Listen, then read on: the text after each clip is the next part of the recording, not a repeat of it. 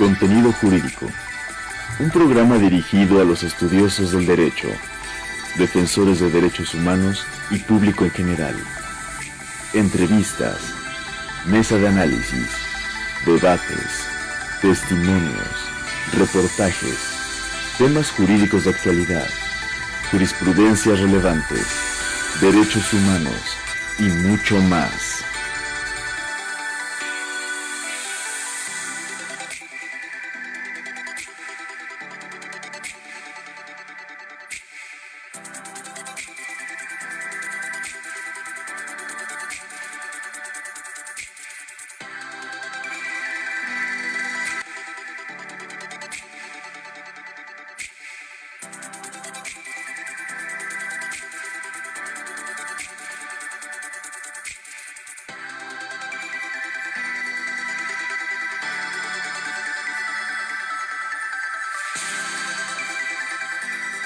Buenas tardes, nuevamente estamos aquí en nuestro programa Contenido Jurídico. José Ferreira, conductor, defensor de derechos humanos, fundador del colectivo social Una Sola Voz, y mi compañero y coconductor. Muchas gracias, Quetzalcóatl Luna, maestro en Derecho, socio de Luna Aquino Abogados. Y hoy nos acompaña, está con nosotros el maestro José Antonio Navarrete, juez 37º de lo familiar, con un tema apasionante, que es la suplencia de la queja deficiente en materia familiar y la confusión que luego sucede con otra, que es la suplencia en los planteamientos de la deficiencia en los planteamientos de derecho.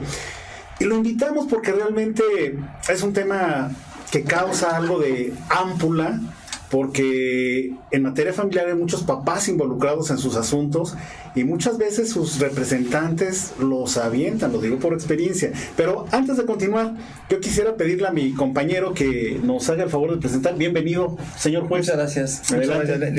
Les agradezco mucho la invitación a este su programa y felicitarlos porque toquen este tema tan importante como es la protección de los derechos humanos, la suplencia y la deficiencia de la queja con respecto a los hechos y con respecto a la cuestión legislativa. Muchísimas gracias, los felicito. Bienvenido. Pues bueno, antes de entrar de lleno, déjenme comentarles que el doctor Navarrete, juez 37 de lo familiar, tiene varios libros que ha sido coautor. El primero de ellos es Práctica Civil Forense de Derecho Sucesorio. Es un libro muy interesante, ojalá tengan oportunidad en algún momento de leerlo. También tiene el libro de Técnicas de Litigación en los Juicios Orales en Materia Civil, Mercantil y Familiar. Los dos son coautorías, ¿verdad? En coautoría con la doctora María del Carmen Ayala Escorza. Perfectísimo. Y pues bueno, además es catedrático de la Universidad Nacional Autónoma de México en la Facultad de Derecho con la clase de Juicio Oral en Materia Civil. Entonces, pues bueno, qué mejor carta de presentación. Tenemos a un catedrático, doctor en Derecho y además es juzgador, es juez del tribunal más grande del mundo, ¿cierto? Estoy de acuerdo contigo, definitivamente es el tribunal más grande del mundo por el número de acuerdos y de resoluciones que se dictan a diario en distintas materias en la Ciudad de México. Es correcto. Y pues bueno, vamos a entrar ahora sí al tema. Estamos hablando de la suplencia de la deficiencia de la queja en materia familiar. Para ello, pues bueno, vamos a hablar primero del derecho humano de la petición, el derecho de petición. El artículo 8 de la Constitución Política de los Estados Unidos Mexicanos establece que todos los funcionarios y empleados públicos tienen el derecho en su ejercicio de dar contestación a todas las peticiones que hagan los ciudadanos, pero los ciudadanos lo tienen que hacer de manera pacífica, por escrito y de manera respetuosa. En materia civil, en materia familiar, que es derecho privado, tenemos que hay formalidades. Las formalidades las establece la legislación procesal civil. Para el escrito inicial de demanda, artículo 95, 255 y demás. En la materia familiar tenemos por ahí también algunos otros preceptos legales. Pero, ¿qué sucede cuando el ciudadano, cuando su representante, cuando el litigante acude ante un órgano jurisdiccional y presenta su demanda o presenta su escrito, pero lo hace de manera deficiente, cuando no se apega a las formalidades que establece la ley? es ahí donde el juzgador tiene que entrar a suplir en ocasiones la deficiencia de la queja, pero ese es un punto, una línea muy delgada que ustedes, pues bueno, no pueden rebasar, ¿no? ¿Qué nos puede comentar? Sí, definitivamente dices bien. En el artículo 8 de nuestra ley fundamental habla sobre el derecho de petición, y también es cierto que el ciudadano debe hacerlo al dirigirse a la autoridad de manera respetuosa. Tengo 26 años en el tribunal, haciendo carrera judicial desde proyectista, secretario de acuerdos, y hoy como juzgador en materia familiar. 13 años cumplí ahora el 1 de junio, y me he dado cuenta de que el justiciable, a través de los abogados, han ido perdiendo ese respeto hacia la autoridad. Y dependiendo de la crisis que se presenta en un expediente, no en el escrito inicial, sino ya cuando se fija la litis, después de que se lleva a cabo el emplazamiento y contesta la demanda él o ella, dependiendo de lo que se está reclamando, y hablamos de divorcio judicial, guarda y custodia, alimentos, régimen de visitas, liquidación de la sociedad conyugal, compensación, que también es un tema muy interesante por lo que hace a la mujer o al hombre que, habiéndose dedicado preponderantemente a las labores del hogar, o no tuvo empleo, pues tenga derecho a una compensación. Todo de lo que estamos hablando son derechos humanos, pero el justiciable, a través de los abogados, deben ser no solamente respetuosos, sino también congruentes con lo que están pidiendo. Y el juez, al amparo del artículo 81 del Código de Procedimientos Civiles, debemos ser muy congruentes con lo que piden las partes, a efecto de que también resolvamos también de manera congruente con lo que se pidió y en lo que se está acordando en ese momento. Perfecto. Yo quisiera preguntarle, sí, precisamente porque esto que usted está diciendo de los justiciables, voy a ponerme del lado de justiciable, haciéndole un poco al abogado del diablo, para que por la parte de los derechos humanos. A mí me gustaría que le pudiera decir a nuestro auditorio, bajo su experiencia, hay una confusión a veces cuando el justiciable, su representante le dice, es que el juez debe de suplirte.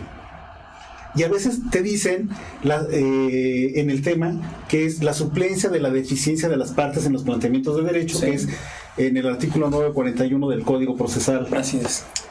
Civil de la Ciudad de México. Y la otra es la suplencia de la queja deficiente en materia familiar.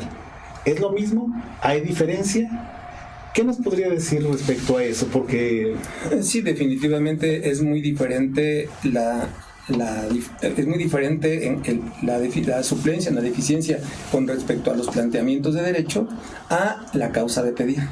Okay. Cuando estamos nosotros pidiendo la guarda y custodia de un menor, o la guarda y custodia de un incapaz mayor de edad, bueno, pues muchas veces se van al 941 sin olvidar que el artículo 901, 902, 904 en particular, que habla sobre los juicios de interdicción, bueno, nos damos cuenta de que están invocando otros preceptos legales, y nosotros obviamente suplimos esa deficiencia y decimos, sin que en especie se ha de aplicarse el 904 del Código de Procedimientos Civiles, porque no estamos hablando de un juicio de interdicción o de incapacidad, estamos hablando de menores de edad, y aplica el artículo 941, 942 siguientes del Código de Procedimientos Civiles en relación a los artículos del Código Civil que hablan sobre el derecho de crianza, el 308 sobre los alimentos, el 416 y 17 respecto de que los padres no custodios tengan la obligación, el derecho, de tener un régimen de visitas. Entonces, todo eso lo suplimos cuando esos planteamientos son distintos, ¿no? Ahora, en cuanto a la causa de pedir, ya lo veníamos comentando antes del programa, cuando tenemos una guarda y custodia provisional o el decreto de una pensión alimenticia provisional, o en un convenio o en una sentencia es condenado a una pensión alimenticia o a un régimen de visitas. Cuando cuando una de las partes incumple con la obligación, se puede dar el que no permite el régimen de visitas, o habiéndolo permitido, el padre o la madre no custodio no entregan al menor a la madre en el tiempo en que se le concedió, y promueven un incidente de cumplimiento de convenio o de sentencia. Entonces el juez, al ver las actuaciones, debe suplir la deficiencia en la causa de pedir, es decir, no es procedente el incidente porque no se trata de demostrar lo que ya está demostrado, porque hay artículo expreso de que los hechos notorios no necesitan ser probados. Lo que me debes promover es una vía de apremio con el propósito de obligar al ejecutado a que cumpla con la pensión, a que entregue al menor o que permite el régimen de visitas. Y entonces aplica todo lo concerniente a los artículos 500, 501, si es entrega de menor 526, si es un acto personal 517, si es pensión alimenticia 515. Y entonces decimos, toda vez tomando en consideración que este juzgador debe suplir la deficiencia no solamente en los planteamientos de derecho, sino también en la causa de pedir, con apoyo en lo dispuesto por el artículo 55-81, primero, que las normas de orden público, 81, la congruencia en relación a los 500, 501 y los artículos que estoy mencionando, cambio el rubro por vía de apremio. Y si es para el que permite un régimen de visitas, ordeno que el expediente se ponga a disposición del actuario para que se constituya en el domicilio de la señora y en el momento de la diligencia permita el régimen de visitas. ¿Cuánto tiempo acordamos supliendo esta deficiencia? Que si lo admitimos en una vía en incidencia, señalamos fecha de audiencia incidental con confesional, con testimonial, con periciales, sí, en donde después de un año o el tiempo que ustedes gusten duró el incidente para demostrar que efectivamente ella o él deben cumplir.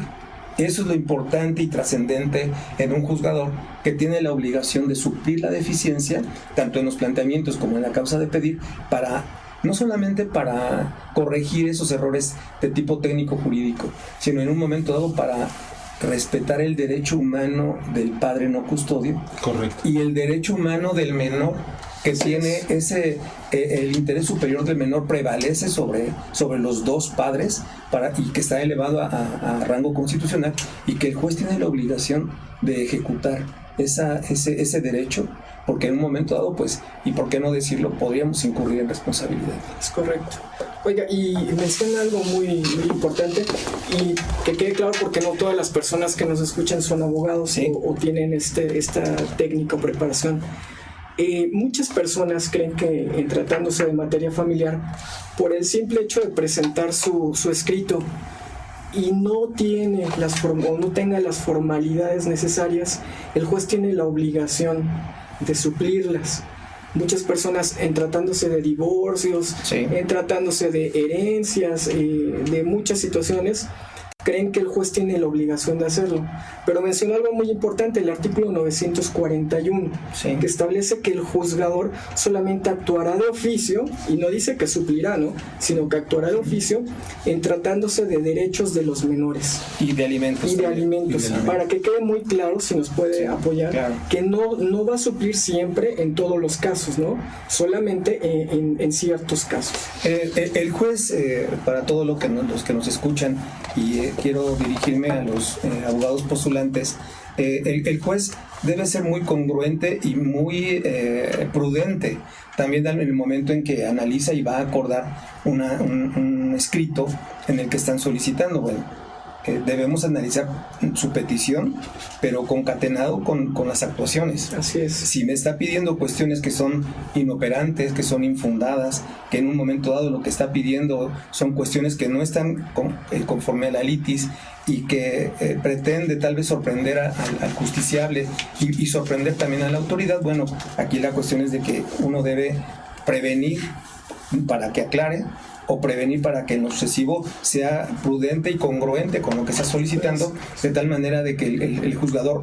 no vaya más allá de lo que está en el expediente.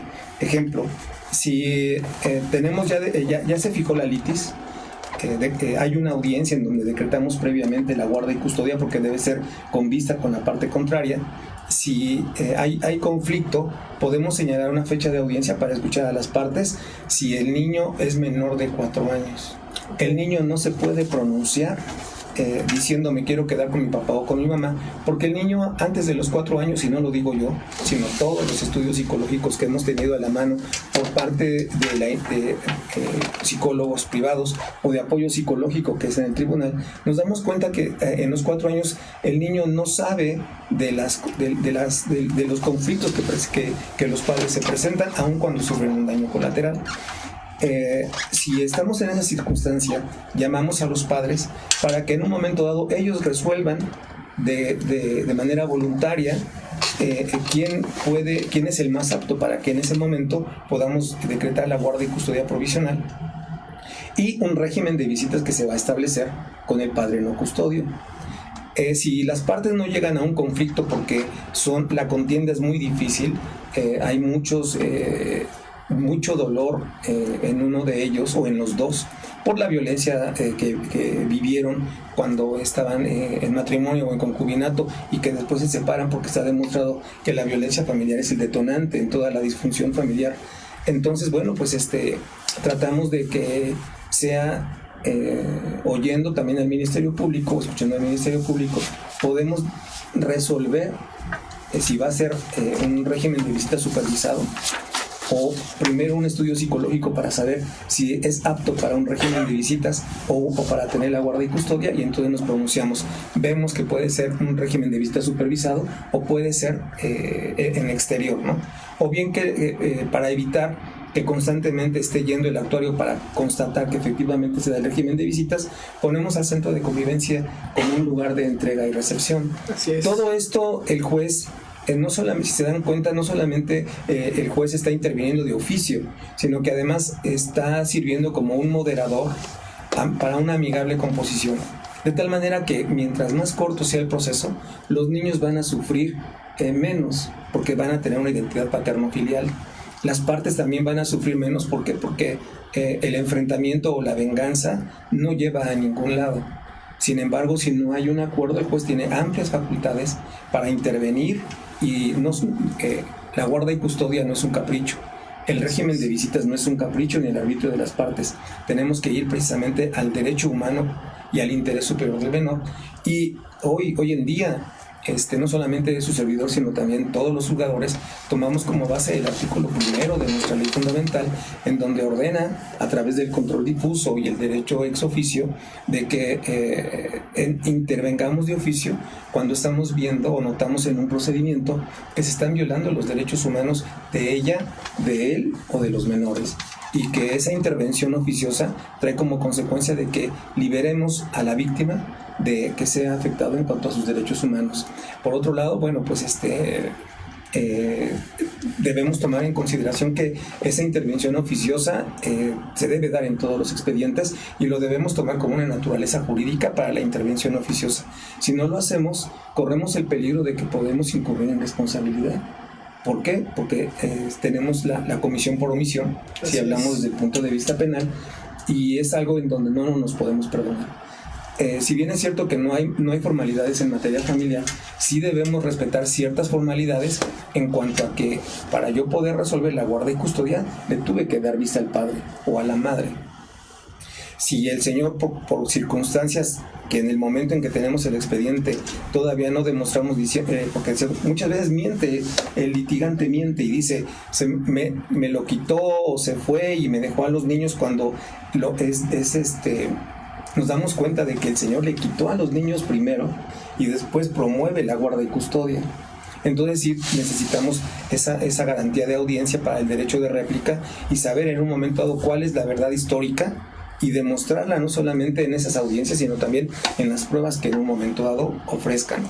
Otra intervención oficiosa y con pleno conocimiento a los derechos humanos es lo que dispone el artículo 278 del Código de Procedimientos Civiles, en donde nos dice que el juez, para conocer esa verdad histórica, se puede valer como prueba de cualquier documento tercero o cualquier persona para que en un momento dado venga a juicio y nos corrobore con respecto a los hechos como sucedieron. Ahora, si el abogado, por una inexperiencia o por una lamentable omisión, no ofreció la prueba que puede ser toral para poder dictar una sentencia, y nos podemos ir a unos estudios psicológicos, a terapias o a un estudio socioeconómico, bueno, el juzgador puede utilizarla y ordenar la práctica de esos estudios psicológicos en atención a cierto cuestionario, en atención a la plática con menor, para que el menor en esa honestidad del niño, si es que no está manipulado previamente, nos va a decir cómo fue el padre, cómo fue la madre, si fue golpeado, si no fue golpeado, si no fue abusado sexualmente por no solamente por el papá, sino también por el abuelo, los hermanos, los amigos o las personas que viven en ese domicilio. Entonces el juez, si ve ese tipo de situaciones y se confirma con lo que el niño nos está diciendo, yo no me voy a esperar a un estudio psicológico, a que un médico forense nos diga si fue agredido sexualmente o no. La intervención oficiosa es de que en ese momento debemos quitarle el niño al padre custodio y entregárselo a la madre o al padre, según sea el caso.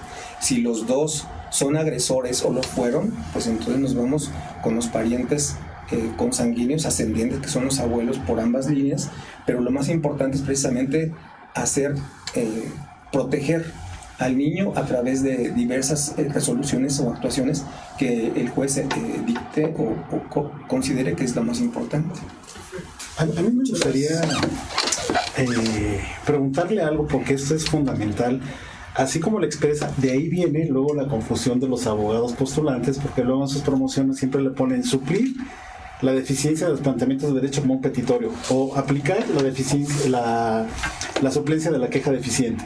Entonces es como lavarse las manos prácticamente, ¿no? Con ese petitorio, dice mal que lo resuelve el juez. Pues, a mí me gustaría que también le explicara a nuestro auditorio. Yo estoy muy preocupado por esos papás, sí, la verdad, porque luego se ponen o nos ponemos en algún momento muy agresivos contra los jueces, porque en esa práctica dice, es que él tiene que resolver. ¿Cuáles son las limitaciones? Tiene que haber unas limitaciones.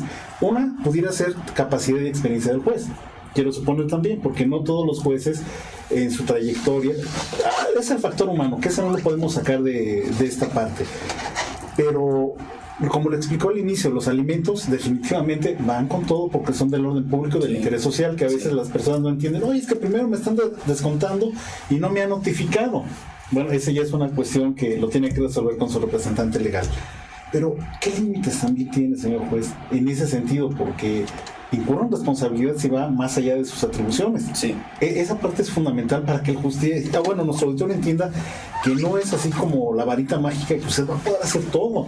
Porque yo me he encontrado con personas que dicen, es que le consta al señor juez o al juez que mi hijo ha sido abusado. ¿Cómo le consta? Porque eso es su dicho. Así es. Luego ellos, o más bien vamos a decir, los justiciables los decimos con dichos, o no sin pruebas, o a lo mejor porque vieron algo, pero no entendemos a veces que se tiene que probar. Yo creo que de entrada yo les sugeriría a los abogados postulantes que en sus escritos no mencionen esa frase del tú tienes la obligación de suplirme la deficiencia en los planteamientos que te estoy diciendo y corrígemelos. Yo creo que el juez ya lo sabe, el juez tiene conocimiento de que debe intervenir de oficio y hacer la suplencia. No es necesario que se lo digan, pero esa frase que pone el abogado en sus escritos es como curándose en salud. Si yo cometo un error por falta de tecnología, de técnica jurídica, pues ya le estoy avisando al juzgador o a mi cliente que él debe hacer lo que le corresponde y yo me curo en salud. En cuanto a que yo ya te lo comenté, pero si no me lo acuerda el juez, como yo te lo estoy diciendo, entonces no me está supliendo la queja. Entonces, ¿de qué sirvió 5 o 6 años de estudio universitario para después pedirle al juzgador que supla la deficiencia? En ese aspecto, cuando uno debe intervenir oficiosamente en la suplencia, contestando su pregunta, debe ser uno muy prudente al momento de suplir esa deficiencia. ¿Por qué? Porque una prueba mal ofrecida y que puede perjudicar a la parte contraria de llevarse a cabo y que pudiera admitir una prueba que afectaría no solamente a ella, sino también al niño, entonces estaríamos violando un derecho humano. Por ejemplo, si estamos haciendo estudios de violencia familiar únicamente física, pero él o ella dice y también ordena la práctica de estudios ginecológicos o de médicos forenses para saber si el niño o la niña fue abusada sexualmente en cuanto a que pudo haber laceraciones en sus partes genitales, cuando la LIT se fijó únicamente en violencia psicológica o física, yo creo que además de que ser impertinente, estamos violando el derecho humano del menor y de la madre. Entonces no podemos, debemos rechazar inmediatamente esa prueba por no ser pertinente. Pero si le suplimos y le decimos, bueno, para saber única y exclusivamente si hubo ese acto de violencia familiar que no fue manifestado en el escrito, estamos yendo más allá de esa suplencia, entonces podemos incurrir en responsabilidad. Por eso es de que debemos ser muy prudentes en la suplencia, en la deficiencia, no solamente de los planteamientos de derechos, sino también en la causa de pedir. La causa de pedir en todo juicio es muy importante. ¿Por qué? Porque la sala va a analizar agravios que fueron parte del litigio. Si le expresamos a la sala agravios que nunca fueron motivos de la litis, la sala no puede corregir entrar al estudio de cuestiones que no fueron parte de la litis. Y entonces sí manejamos el estricto derecho. ¿Qué dice el artículo 34 del Código de Procedimientos Civiles? Que una vez presentada la demanda o contestada esta y también la reconvención, ya no puede variarse ni modificarse. Y entonces ahí esa fijación de litis, ya no podemos salirnos de esa fijación de litis. Que se presentan hechos posteriores o hechos supervenientes, entonces sí hay congruencia y sí intervenimos de oficio. Pero mientras, definitivamente no, porque estamos violando no solamente los principios generales del derecho, sino también la norma que es de orden público de interés social. Y eso lo dice el artículo 55 del Código de Procedimientos. Es correcto. Pues muchas gracias. Creo que tenemos que ir a un corte comercial, pero aprovechamos para que en este inter hagan sus preguntas, las dudas que tengan. No siempre tenemos la oportunidad de que esté con nosotros un juez y nos dé de primera mano información a todos ustedes. Vamos a un corte.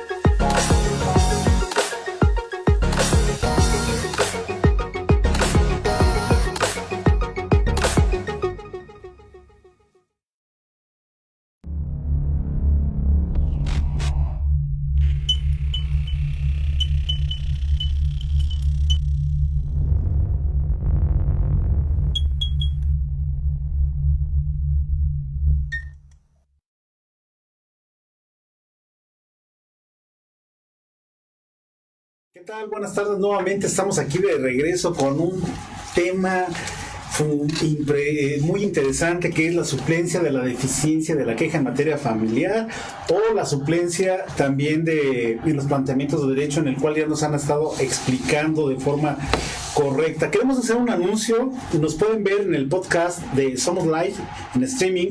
También nos anuncian que en la aplicación, en la página web de Anchor, y también en Spotify, donde ya nos pueden en el buscador poner Somos Live streaming, y ahí nos van a estar escuchando. Continuando con el tema tan impresionante, tan interesante, y sobre todo en este caso como defensor de derechos humanos y ser miembro de un colectivo social donde todos los papás nos reunimos y hacemos muchas cosas, para nosotros tenemos muchas preguntas que hacerle a un juez que tenemos la oportunidad de estar aquí. Hay algo que me llamó la atención en su última exposición antes de que nos fuéramos al corte. Habló de la fijación de la litis. Me he encontrado expedientes en donde, por ejemplo, se habla de alimentos y están pidiendo guardia y custodia, convivencias y muchísimas otras cosas, y el expediente se va engrosando, y llega un momento que uno, cuando llega también a tratar de ayudar, o cuando nos piden ayuda, hasta uno se pierde. Bueno, la litis es alimentos, ¿por qué viene todo lo demás? ¿Nos podría abundar sobre cómo lo ve un juez en esa situación? Porque si los justiciables empiezan a pedir cosas que no son, pues no lo va a resolver, evidentemente, no solo usted, sino ¿cómo podría usted explicarle a nuestro auditorio, a estos justiciables y hasta los mismos postulantes, debido al respeto, ¿no? Yo llamo la atención a todos los abogados postulantes y también a las partes que están ahorita en un proceso o que lo van a hacer. Es principalmente que sean honestos, que sean éticos y que olviden cualquier acto de venganza.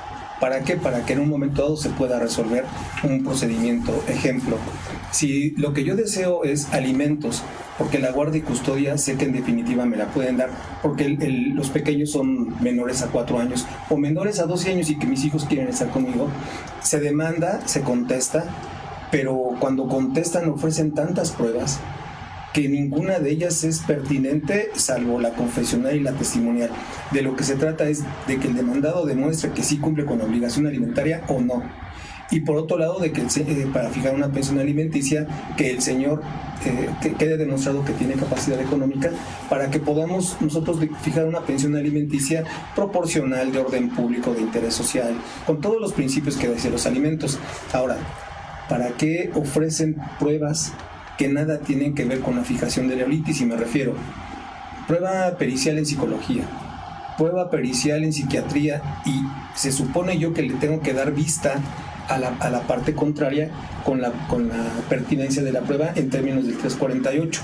Si el juez de oficio dice, por notoriamente frívolo o improcedente, no te admito la prueba pericial, toda vez que la fijación de la litis es única y exclusivamente con alimentos y nada tiene que ver la salud mental de la actora, te desecho la prueba, o no te la desecho, sino te la dejo de admitir, porque el desechamiento es cuando ya se admitió y por causas dentro del procedimiento haya que desecharla. El fundamento 956 y 298. El 956 del Código de Procedimientos Civiles dice que está en el capítulo de controversia, dice: en todo lo no observado en este capítulo de controversia se estará a los juicios ordinarios civiles.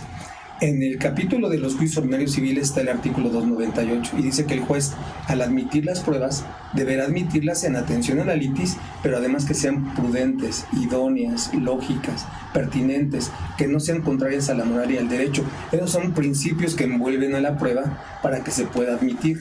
De otra forma, si nosotros alargamos el procedimiento nada más de acordar por acordar o admitir por admitir, lo que estamos haciendo es dándole el espaldarazo al artículo 17 constitucional, en donde no estamos haciendo de la justicia pronta y expedita. Por eso esos expedientes que empiezan con un escrito y terminan en 2 o 3 tomos, y esto muchas veces es por culpa de un binomio entre el abogado y el funcionario público, porque promueven cosas y en lugar de desecharlas, lo que hacen es darle vista a la persona. La otra persona dice no le hagas caso, y yo le digo no te hago caso, después vienen apelaciones. luego vienen amparos y de lo que se trata es de alargar inútilmente el procedimiento. Pero si en primera instancia dictamos el acuerdo de manera congruente, fundada, motivada, muy difícilmente en la sala puedan modificar o revocar el auto. Entonces de lo que se trata es precisamente de alimentar el procedimiento de manera congruente y no con pruebas ni con hechos que en muchas de las ocasiones ni siquiera vinieron al caso. Un caso concreto: la litis es guarda y custodia y alimentos, pero a mitad de procedimiento, es decir, después de 2 audiencias de ley, el señor quiere que se le devuelvan objetos personales. Y quiero que me señalen una fecha de audiencia para que se constituya el actuario y entregue los efectos personales. Ya me salí de la litis.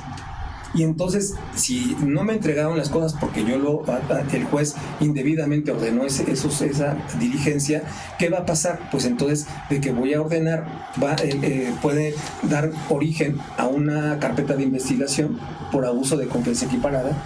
De ahí la carpeta de investigación crecer, y ya muchas veces se olvidan del procedimiento y ya se fueron a una causa penal. ¿Por qué? Porque el juez ya cayó en el garlito y se fue con la finta. Entonces debemos ser muy objetivos, que es uno de los principios en la impartición de justicia, no solamente la imparcialidad, sino también la objetividad, y debemos ser muy objetivos en el momento en que tenemos que acordar. Okay. Si bien es cierto de que tenemos 300 promociones o 200 promociones diario, pues obviamente que hay una delegación de responsabilidades en un juzgado para que cada quien acuerde también en cuanto a su estudio, capacidad intelectual o la función de acordar. Obviamente que los autos que son de fondo los acuerda el juez o el secretario de acuerdos, pero si el secretario de acuerdos acuerda por acordar sin darle cuenta al juzgado, pues con 300 expedientes se pierde la calidad del acuerdo. Por eso es de que yo vuelvo a llamar la atención de los justiciables y de los abogados postulantes para que con esa ética profesional promuevan, no con el propósito de alargar el procedimiento y justificar sus honorarios, sino darle fin a un procedimiento en una sentencia también congruente y equitativa, por supuesto. Claro. Así es. Yo quisiera, antes de cederte la palabra, mandarle un mensaje a todos esos papás y mamás que nos están viendo. Aquí nos acaba de explicar de una forma clara, creo que no es tan complicada, a menos que nos quisieran hacer una pregunta, que es muy importante. La técnica jurídica en esencia está diciendo: céntrate en lo que tú demandaste. Porque cuando nos llega a un acuerdo donde nos rechazan la prueba, lo he visto, por eso lo hablo con conocimiento de causa, que lo primero que dice el abogado es: pues mira, ya ves, el juez, seguramente ya hablaron con él. O sea, y empezamos a demeritar la imagen de un servidor público ante la falta de técnica jurídica de mi representante. Sí. Porque a mí me lo hicieron, o sea, por eso lo hablo con conocimiento de causa. Y qué bueno, de verdad le agradezco esa parte para que esas papás y mamás que nos están viendo entiendan que también somos responsables de lo que firmamos. Tenemos que leerlo, no tener esa confianza ciega. Oye, ¿por qué estás haciendo esto?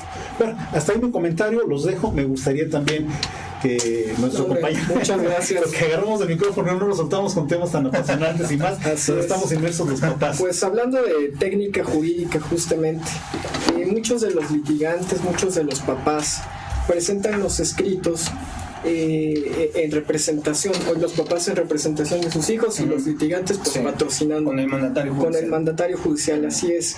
Pero a veces piden suplencia en la deficiencia de la queja y se olvidan de que la suplencia siempre tiene que ser a favor del menor, no a favor del litigante, ni a favor de los intereses del papá, ni a favor de los intereses de la mamá, sino a favor del menor. Y usted siempre tiene que suplir no la petición, no con base en la deficiencia de la petición, sino lo que usted observa. ¿Le ha tocado algún asunto en este sentido que las personas lleguen y le digan: oiga, es que le estoy pidiendo esto? Usted: sí, pero yo estoy viendo que le estoy supliendo al menor, estoy viendo por el menor, no por usted. Definitivamente el interés superior del menor, y que lo establece el Código Civil, y que está íntimamente ligado, porque es ley reglamentaria, el Código Civil, en el 4º constitucional, 1º constitucional, 14, 16, están íntimamente ligados. El interés superior del menor está por encima de los derechos humanos de las partes. ¿Por qué? Porque en una contienda entre padre y madre, el daño colateral causado es a los niños, y el juez debe proteger ese daño colateral. ya no puedo yo retrotraer el tiempo ni sanar esa herida física o psicológica que sufrieron los padres. Pero yo debo tratar de poder ayudar a esos menores para que tengan acceso a la justicia, para que tengan acceso a recuperar esa identidad paterno-filial, a esa identidad materno-filial, porque no es salvo excepciones muy, muy importantes, la madre, el niño siempre debe estar al lado de la madre, trabaje o no. Porque ya ahora los padres queremos hacerla de papá y mamá, pero con un solo propósito: no pagar la pensión alimenticia. Qué casualidad que después de 3 años en donde estamos separados y la mamá siempre ha tenido a los niños, en el momento en que me reclaman alimentos, reconvengo guarda y custodia, trato de quitarle a los niños y ando a salto de mata, en donde los niños pues, no saben, ya en ese momento los niños ya fueron arrancados del seno materno y el papá anda de un lado para otro. ¿Qué es lo que debemos hacer? Decretar la guarda y custodia y requerir al Señor para que ante la presencia judicial entregue a los menores de una guarda y custodia que les están que le es concedida. Si le engordamos el caldo, por decirlo así, lo digo con respeto por esta expresión, al Señor, en el sentido de que le digo, oye, te notifico personalmente para que, teniendo la guardia y custodia a la madre, señale una fecha de audiencia para la siguiente semana y entrega al menor. No lo haces, te voy a dar un apercibimiento de una amonestación. Si no en la inteligencia, en el auto debe decir, en la inteligencia de que si no entregas al menor, voy a girar oficio a la Policía Federal Ministerial, a la Dirección de Recuperación de Menores, y se llevará a cabo este oficio para que la Policía Federal Ministerial recupere a los menores y los entregue a su mamá. ¿A dónde voy? Es tratar de recuperar lo más pronto posible a ese menor, de tal manera de que si pasan más de 3 meses, ese niño ya va a estar manipulado, alienado o con interferencia parental. Es muy importante la intervención oficiosa del juzgador, señalando fechas de audiencia a corto plazo, dictaminando autos inmediatamente, de tal manera de que el niño no sufra más daños de los que ya causó. Si de por sí los niños se encuentran dañados por la separación de los padres, imagínense ustedes que el niño esté a salto de mata, tratando con el papá, yéndose con el papá, los tíos, los hermanos, los amigos, y la madre pues con angustia, ¿no? Entonces aquí debe haber por un lado, la ética profesional del abogado y decirle a su cliente, entrega al niño. A mí me contrataste para defenderte, pero si el abogado cobra porque pase 1 año o 2 años a través de los medios de impugnación para no entregar al niño, entonces lo que está haciendo es acudir incluso hasta un juez federal y pedir la suspensión del acto reclamado traducido en entrega de menor, de unos menores que tiene la guarda y custodia la madre. Entonces, ese juez garante, y lo digo con todo respeto para los jueces federales, deben tomar en consideración las actuaciones que tiene en primera instancia para en un momento dado decir, te niego la suspensión provisional y entrega a los menores. Sin embargo, no solamente su servidor, sino los 42 jueces que estamos en los juicios tradicionales o de procesos escritos, ordenamos la entrega de menor. Y se viene la apelación en ambos efectos y yo no lo admito más que en efecto devolutivo, y después se van al amparo y el juez sí suspende el acto reclamado. ¿Cuánto tiempo tarda en resolver? 3 meses, 4 meses, 5 meses, y si no le gustó la resolución pues todavía puede caber la revisión. ¿Y cuánto ya pasó? 1 año. Pongámonos en los zapatos de la madre, pongámonos en los zapatos del padre, que están sufriendo porque ya le quitaron esa custodia. Y me ha tocado, he tenido un asunto para mí muy relevante, en donde el papá ejecutivo con muchos recursos económicos, a los 4 meses le quita al niño lactante. La UNESCO se ha pronunciado al respecto, en donde un lactante debe estar por necesidad y obligación con su madre. ¿Por qué? Porque le quita, en el momento en que está amamantando, le transmite también muchos sentimientos y muchos principios que a la larga el niño los va haciendo en la infancia o en la adolescencia, va a resaltar esa ausencia de la madre. Entonces, inmediatamente intervengo de oficio, le decreto la guarda y custodia, le ordeno que en el momento del emplazamiento haga entrega del menor al actuario estando presente la madre, y si no lo hace te impongo una medida de apremio de arresto, pero además giro oficio a la Policía Judicial Ministerial, a la Policía Federal Ministerial, para que con independencia del actuario también haya esa cobertura de la Policía Federal Ministerial y recuperemos a ese menor. Mientras más rápido lo recuperemos, mejor. A la larga, no solamente le causamos daño a las partes, sino también le causamos un mal al niño.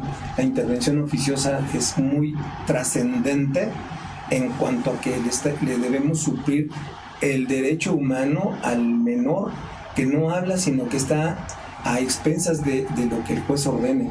Y esa es la intervención oficiosa, esa es la suplencia en la deficiencia en el planteamiento de derecho y también en la causa de pedir, si es que no lo pidió.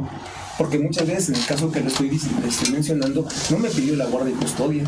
Claro. No me pidió que giráramos oficio a Policía Federal Ministerial, no me pidió que en el momento del emplazamiento se entrara al domicilio, se ingresara al domicilio y recuperara al menor. La suplencia deviene en que el juez debe armarse de valor y decir, esta es la oportunidad para poder hacer lucir a la impartición de justicia y al Tribunal Superior de Justicia, y por qué no decirlo también al juzgador, que lo ponen a prueba a ver hasta dónde puede llegar ese lazo extenso de la impartición de justicia. Ese es el Poder Judicial. Eso es lo que debemos hacer. Cuando hay un estado de indefensión, como es el caso de un menor de 4 meses de edad, está completamente en estado de indefensión y usted es garante de sus derechos. Exactamente, y tardamos 1 año, 2 meses en recuperar a ese menor. Lo que yo actuaba, alimentaba con actuaciones judiciales al Ministerio Público, porque estábamos hablando de una privación ilegal de la libertad en la modalidad de retener a un menor de 4 meses. Y en un momento dado se judicializó, hubo una orden de aprehensión y afortunadamente lograron recuperar al niño, detuvieron al señor, lo judicializaron, el juez penal le decretó el auto de formal prisión o sujeción al proceso y a la postre recuperamos a un niño de 1 año, 6 meses que no conocía a la mamá porque nunca la vio. Un niño que podía estar en brazos de cualquier persona y no lloraba. ¿Qué es lo que sucedió? De que se percata uno de que el niño estuvo en muchos hogares en ese año, 2 meses, y pues para él era muy común cambiar de casa y cambiar de brazos.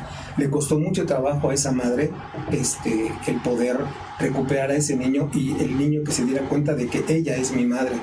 Entonces no solamente es intervenir de oficio, no solamente es suplir la deficiencia, sino también esa gran responsabilidad que tiene el impartidor de justicia en eso, en impartir justicia, pero no dañando a las partes, sino beneficiando al menor. En eso estriba la suplencia en la deficiencia. Acaba de abrir una puerta muy peligrosa, porque una persona, cualquier persona del auditorio que nos escuche diría, oye, ¿y eso por qué no lo hacen con los niños de 7, 8, 9 años de edad? Es una pregunta así. Sí, jugándole al abogado del diablo, Claro, también se puede presentar, pero en la plática de menor, reuniéndose el protocolo que para tal efecto ordena la Suprema Corte de Justicia, no solamente procuro que esté presente el Ministerio Público, el representante de menor, de preferencia psicólogo, yo también llamo a la directora de Orientación Ciudadana y Derechos Humanos del Tribunal para que también esté presente un elemento de derechos humanos, para que en el momento en que escuchen al niño vea que está no solamente protegido con respecto al Ministerio Público y al representante de menor, sino que también va a estar un representante de Orientación Ciudadana y Derechos Humanos para ver cómo actúa el Ministerio Público, cómo actúa el juez, y si en un momento dado somos omisos o negligentes, Derechos Humanos debe resaltar también y recordarle al juzgador qué debe hacer y no ser omiso. Así es. Y ahí es donde está la expeditez y la prontitud, porque también para ordenar un cateo, para ordenar un rompimiento de cerraduras, se necesita pues tener los pantalones bien puestos y decir, me lo voy a dictar porque sé que si recupero al niño le voy a hacer un bien a la madre, le voy a hacer un bien a la justicia y le voy a hacer un bien a esa transparencia de la que pues obviamente que en materia familiar no podemos tapar el sol con un dedo. Si el niño debe estar con la madre va a estar. Los niños no se venden, no es cierto. No podemos ser ajenos como impartidor de justicia al dolor humano. Y entonces sí es importante ese tema tan interesante que se puede traducir en esa suplencia que a la larga va a beneficiar a la familia y al padre no custodio o al padre custodio. Okay. Perfecto. ¿Vamos a un corte? ¿Tenemos corte? Sí, vamos a un corte, regresamos en un minutito, no tardamos nada.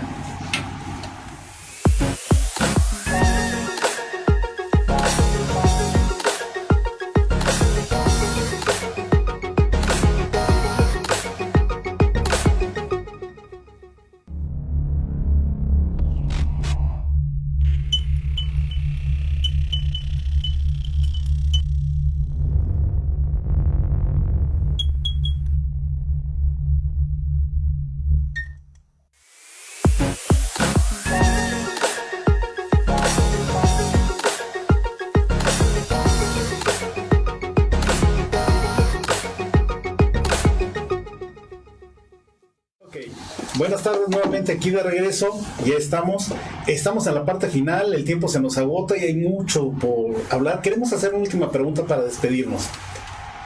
En este tema oficioso, ¿verdad? Así es. Un tema álgido aquí porque, caray, digo, los que estamos en esto de los derechos humanos, que luego se malinterpretan porque se ha abusado de ellos, hay una realidad ya. Y de hecho, hace un momento precisó usted algo muy importante y sabemos que ya hay criterios al respecto, ¿no? Que un menor siempre debe estar con su madre o la guardia y custodia debe ser salvo peligro. Pero bueno, hay las nuevas tendencias jurisdiccionales y las tesis y demás establecen que bueno, ya también los varones, ¿no? Y dependiendo del caso concreto pueden hacerlo. Y a la luz de eso teníamos una pregunta, ¿no? Sí, porque hay mucha desinformación también para los justiciables por las interpretaciones y por el abuso de los derechos humanos. ¿Se actúa de oficio cuando alguien solicita la perspectiva de género? Porque ahora, por ejemplo, alguien que yo entiendo que la perspectiva de género es para alguien que está en unas condiciones de vulnerabilidad. Sí. Y de repente alguien que es ejecutiva, que gana más que el marido, y siempre está solicitando, aplíqueme la perspectiva de género, porque tiene un conocimiento intelectual, porque sabe lo que es, y se lo solicita. De ahí todo el mundo a temblar por ciertas cosas. ¿Qué nos puede decir respecto a la aplicación oficiosa de la perspectiva de género? Definitivamente, cuando se reforma el artículo 1 de nuestra ley fundamental, él habla de que toda autoridad en el ámbito de su competencia debe intervenir oficiosamente cuando está violando el derecho humano de un justiciable. No está diciendo mujer, hombre, no está diciendo de acuerdo a sus preferencias sexuales o de acuerdo a su edad o de acuerdo a un núcleo social. Él está hablando, el artículo está hablando de manera genérica, y con perspectiva de género debemos también ser muy cautos y muy congruentes. Ejemplo, si la mujer tiene un trabajo a nivel ejecutivo en donde hoy en día se nota que muchas veces gana más que el esposo por sus condiciones de educación o laborales, y además reclama una guarda y custodia y un pago de pensión alimenticia, me queda claro que muy posiblemente la guarda y custodia se la vamos a dejar a la mamá. Esa es perspectiva de género, porque el menor de 12 años debe estar con la mamá, salvo peligro grave. Si ella puede pedir una pensión alimenticia que rebase la capacidad económica del señor, en un momento dado, el actor puede pedir lo que quiera. La diferencia es que el juez en la causa de pedir vea si efectivamente está pidiendo lo congruente, lo lógico. Porque no, si me hace una lista de gastos en donde nos dice que gasta su familia o los menores 40,000 pesos y el señor gana 20,000, ¿de dónde voy a sacar este pago de 40,000 pesos? Necesitamos no solamente hacer un estudio socioeconómico, sino también girar oficio a la empresa en donde presta los servicios para saber cuánto es lo que gana, para determinar una pensión alimenticia proporcional y equitativa y de acuerdo a la capacidad económica del señor y de acuerdo a las necesidades de quien debe darlos. Obviamente que cuando se viene el rompimiento, el área de confort, la armonía en un hogar ya desapareció. Ya es una batalla entre él y ella, pero vuelvo a lo mismo, tenemos que proteger a los niños olvidándonos un poquito de esa perspectiva de género para poder beneficiar a quien debemos beneficiar. No estamos discriminando, estamos siendo congruentes y respetando el derecho humano de quien deba hacerlo. No podemos caminar en este mundo pisando a la gente únicamente porque mi perspectiva de género así lo obedece. Creo que el juez debe ser muy objetivo y muy independiente al momento de dictar una resolución de esta naturaleza. Y quiero decirlo y aprovecho que los presidentes que han estado en el Tribunal Superior de Justicia han insistido mucho y se han dado muchos cursos y capacitaciones sobre derechos humanos, de tal manera de que el juez precisamente al dictar una resolución auto o sentencia interlocutoria definitiva sea precisamente con perspectiva de género. Ok. Pues es que hay una parte que le llaman la intersección en los derechos humanos, ¿sí? Que quiere decir que, por ejemplo, si la mujer es indígena, es analfabeta, o tiene una discapacidad, entonces ahí indudablemente que se actúa oficiosamente, porque se juntan. Esa es la famosa intersección, esa parte de derechos. Pero si es ejecutiva, altamente preparada, gana 200,000 pesos, gana 3 veces más que el esposo, ¿cómo le aplicamos perspectiva de género? No, claro, por supuesto que no, porque ahí el antecedente o lo que tenemos en las condiciones económicas de la mujer son muy distintas a las del hombre. Caso contrario, si el hombre está en un nivel ejecutivo y resulta que la esposa, por dedicarse a los hijos dejó la escuela, por dedicarse al hogar ahora se pone en una situación económicamente activa diferente, entonces sí tenemos que resolver con perspectiva de género, beneficiar a quien en su historia matrimonial o de vida en concubinato le cambió, pero no tuvo oportunidad de crecer. Creció junto con él. Yo cuido a los niños y cuido a la casa para que tú crezcas. El beneficio es de que lo que tú tengas lo llevemos al núcleo familiar. No se da la relación y hay un rompimiento, bueno, pues entonces debemos proteger o dictar resoluciones en donde en una compensación le demos el beneficio económico de hasta el 50% de los bienes que él adquirió en el trabajo o durante el tiempo de la unión de matrimonio o de concubinato. Esa es una adecuada impartición de justicia, de tal manera de que el justiciable tenga la confianza en el Tribunal Superior de Justicia, tenga la confianza de que no hay corrupción ni hay componendas para que en un momento dado se dicte una sentencia con total apego a derecho, pero con una valoración de las pruebas en su conjunto, atendiendo a las reglas de la lógica y de la experiencia, pero sobre todo a los derechos humanos. Muy bien. Y efectivamente a veces las personas, los justiciables dicen, es que el juez no me ha resuelto, es que el juez, definitivamente gran parte es trabajo de litigante, de los abogados. Sí. Para que ustedes lo resuelvan bien, nosotros tenemos que llegarlos de todos los elementos, ¿no? Sí. Mire, nada más, rapidísimo lo voy a comentar. En un divorcio judicial hay una guardia y custodia y una pensión alimenticia. Con el paso del tiempo, la mujer se casa con un extranjero. Entonces, al haberse casado, ya se dan los supuestos del 320 porque ya no los necesita. Se promueve un incidente de cancelación de pensión alimenticia con respecto a la mujer que ya contrajo matrimonio.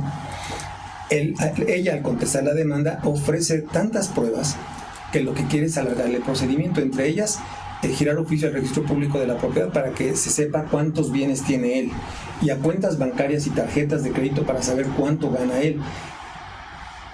Obviamente que es alargar el procedimiento. El hecho de no admitir las pruebas no es violar su derecho humano ni la perspectiva de género, es ser congruente y lógico con el procedimiento.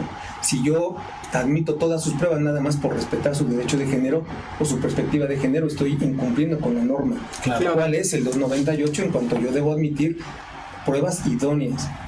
¿De qué me vas? Estén correctamente ofrecidas. Exactamente. El 291 dice relación de prueba y objeto de prueba, pero si lo que yo quiero es alargar el procedimiento, entonces yo estoy incurriendo en responsabilidad porque le estoy admitiendo pruebas que no son pertinentes. Y en todo caso, la prueba pertinente es el acta del segundo matrimonio, el que ya está viviendo con el nuevo cónyuge, y para mí es suficiente para poder dictar una resolución reduciendo la pensión alimenticia, cancelando la de ella, pero no la de los niños. Claro. ¿No? Entonces eso es el respeto al derecho humano, esa es la perspectiva de género de la que estamos hablando. Pero para esa mujer usted ya fue corrupto. Si no le acepta todas las demás pruebas, y ustedes también están en una parte vulnerable, ¿no? Sí, y bueno, creo que también el funcionario público también tiene derechos humanos, pero por otro lado creo que para eso hay instancias y están los principios de definitividad.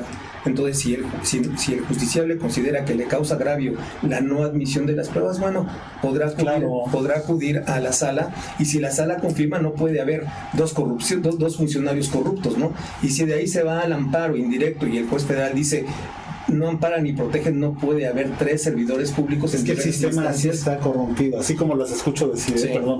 Y eso es importante qué bueno que lo explique para nuestro auditorio, ¿no? Para que ojalá y con todo esto se genere el cambio que buscamos.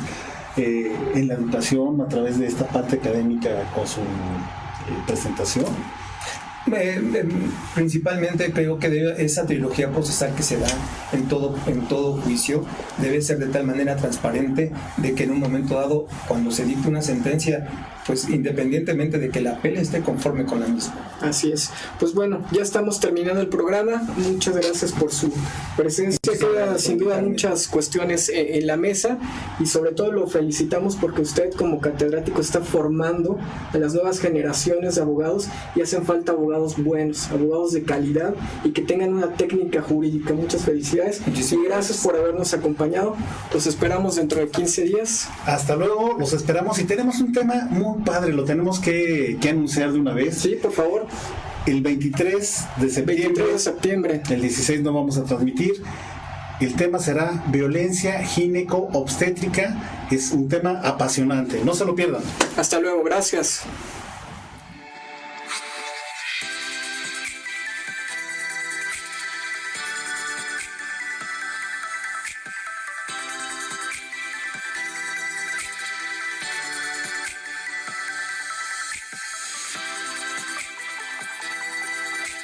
Contenido jurídico.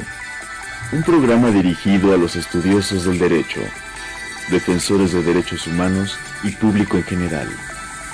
Entrevistas, mesa de análisis, debates, testimonios, reportajes, temas jurídicos de actualidad, jurisprudencias relevantes, derechos humanos y mucho más.